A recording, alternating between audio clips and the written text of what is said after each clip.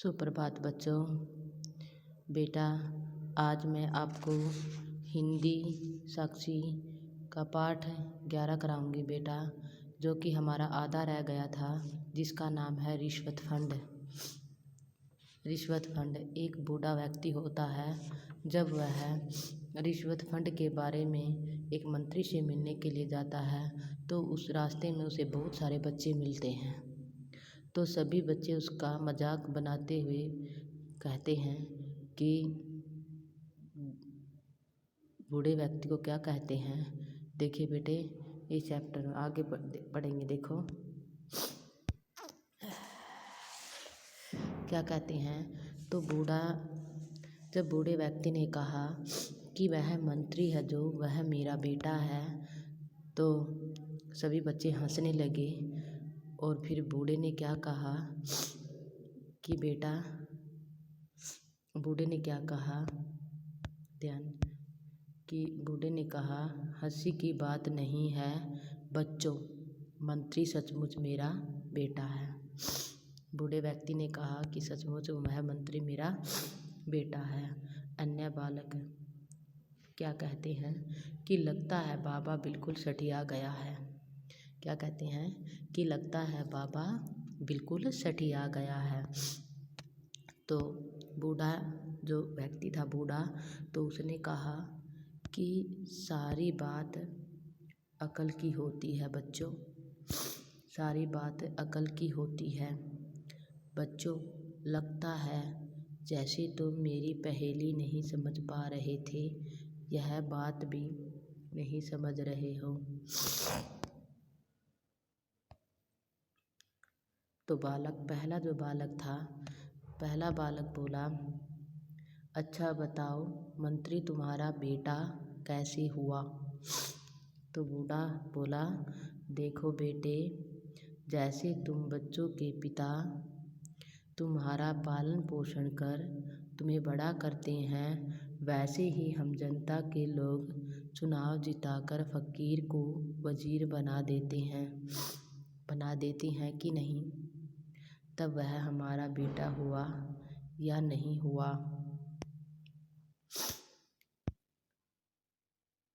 तो दूसरा बालक बोला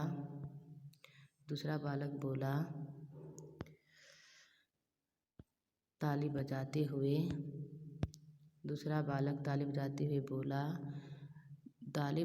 हुए बिल्कुल हुआ, पर वह माने तब न।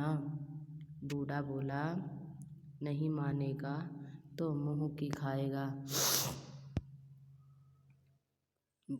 तीसरा बालक बोला, पर आप मंत्री से क्या मांगने जा रहे हो बाबा।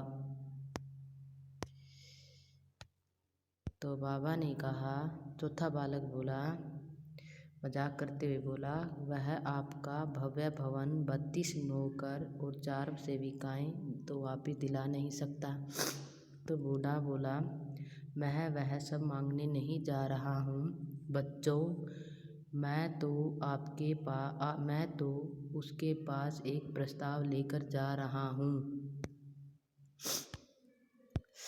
उसके पास एक प्रस्ताव लेकर जा रहा हूँ। किसके पास जा रहा है? मंत्री के पास। वह बूढ़ा एक मंत्री के पास अपना प्रस्ताव लेकर जा रहा है। तो उस बूढ़े व्यक्ति ने उन बच्चों को कहा, तो अन्य बालक ने कहा, कैसा प्रस्ताव बाबा।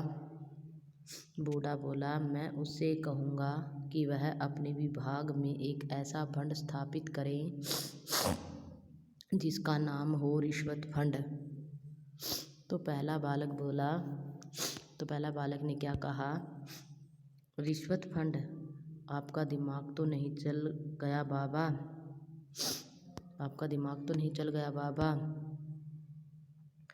तो दूसरा बालक ने मखौल करते हुए, मजाक करते हुए कहा, आप मखौल तो नहीं कर रहे हो।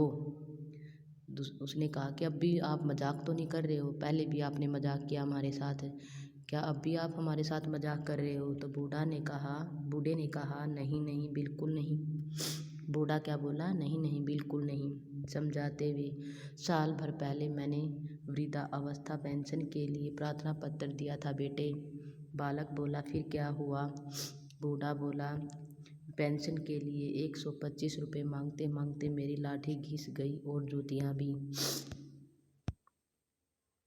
दूसरा बालक, और फटे और कपड़े भी फट गए। क्यों बाबा, ठीक कहा ना?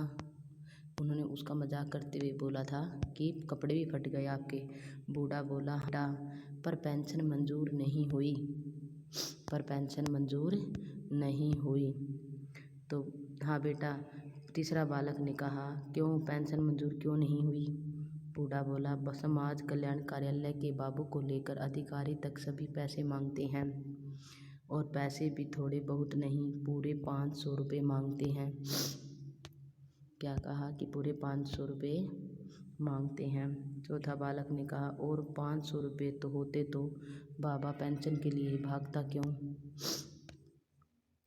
चौथे बालक ने कहा कि बाबा के पास यदि 500 रुपये होते तो पेंशन के पीछे क्यों भागता? पहला बालक बोला, पर आजकल तो पैसा पैसे को खींचता है। दूसरा बालक बोला, हाँ हाँ, जितना गुड़ डालोगे हलवा उतना ही मीठा होगा। जब तुम गुड़ ही नहीं दे रहे हो तो हलवा कैसे मिलेगा बाबा? तो बेटा, तो इस पाठ से हमें क्या, हमारा और भी पाठ रहता है याद और तो एक पेज और है। तो बेटा इतना ही मैंने आपको पढ़ाया कि वो किस प्रकार से बूढ़े का उपहास करते हुए बच्चे कैसे उसका मजाक करते हैं, और बूढ़ा उनको पहेलियों के साथ किस प्रकार से समझाता है। आगे देखो बेटा, आगे और पढ़ाती हूँ। ओके।